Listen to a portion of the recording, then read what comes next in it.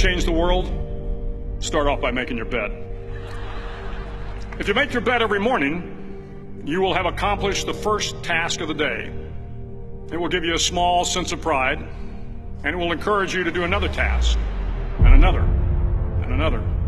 And by the end of the day, that one task completed will have turned into many tasks completed. Making your bed will also reinforce the fact that the little things in life matter. If you can't do the little things right, you'll never be able to do the big things right. And if by chance you have a miserable day, you will come home to a bed that is made, that you made.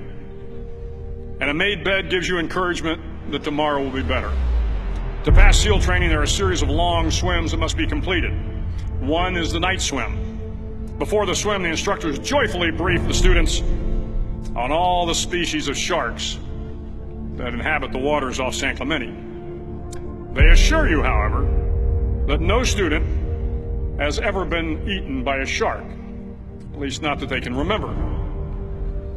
But you are also taught that if a shark begins to circle your position, stand your ground. Do not swim away. Do not act afraid.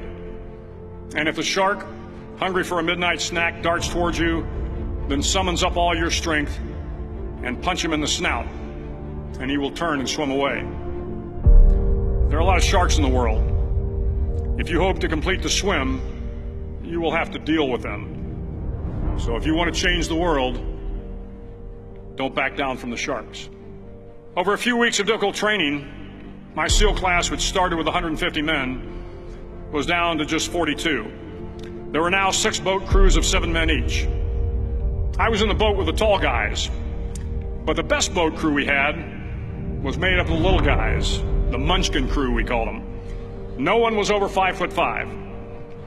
The Munchkin boat crew had 1 American Indian, 1 African American, 1 Polish American, 1 Greek American, 1 Italian American, and 2 tough kids from the Midwest. They out-paddled, outran, and outswam all the other boat crews.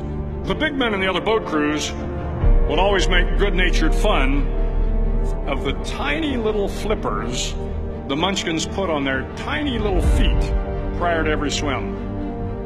But somehow these little guys from every corner of the nation and the world always had the last laugh, swimming faster than everyone and reaching the shore long before the rest of us. SEAL training was a great equalizer. Nothing mattered but your will to succeed, not your color, not your ethnic background, not your education, not your social status.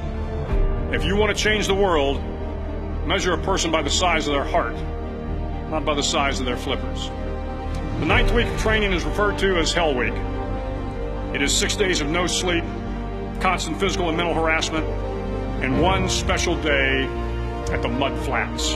The Mud Flats are an area between San Diego and Tijuana where the water runs off and creates the Tijuana Sloughs, a swampy patch of terrain where the mud will engulf you. It is on Wednesday of Hell Week that you paddle down to the Mud Flats and spend the next 15 hours trying to survive this freezing cold, the howling wind, and the incessant pressure to quit from the instructors. As the sun began to set that Wednesday evening, my training class, having committed some egregious infraction to rules, was ordered into the mud. The mud consumed each man till there was nothing visible but our heads. The instructors told us we could leave the mud if only 5 men would quit. Only 5 men, just 5 men, and we could get out of the oppressive cold. Looking around the mud flat, it was apparent that some students were about to give up. It was still over 8 hours till the sun came up. 8 more hours of bone-chilling cold. The chattering teeth and the shivering moans of the trainees were so loud, it was hard to hear anything. And then one voice began to echo through the night. One voice raised in song. The song was terribly out of tune, but sung with great enthusiasm. One voice became 2, and 2 became 3, and before long, everyone in the class was singing. The instructors threatened us with more time in the mud if we kept up the singing, but the singing persisted, and somehow the mud seemed a little warmer, and the wind a little tamer, and the dawn not so far away. If I have learned anything in my time traveling the world, it is the power of hope. The power of one person, a Washington, a Lincoln, King, Mandela, and even a young girl from Pakistan, Malala. One person can change the world by giving people hope. So if you want to change the world, start each day with a task completed. Find someone to help you through life. Respect everyone. Know that life is not fair and that you will fail often. But if you take some risks, step up when the times are the toughest, face down the bullies, lift up the downtrodden, and never ever give up. If you do these things, the next generation and the generations that follow will live in a world far better than the one we have today. And what started here will indeed have changed the world for the better.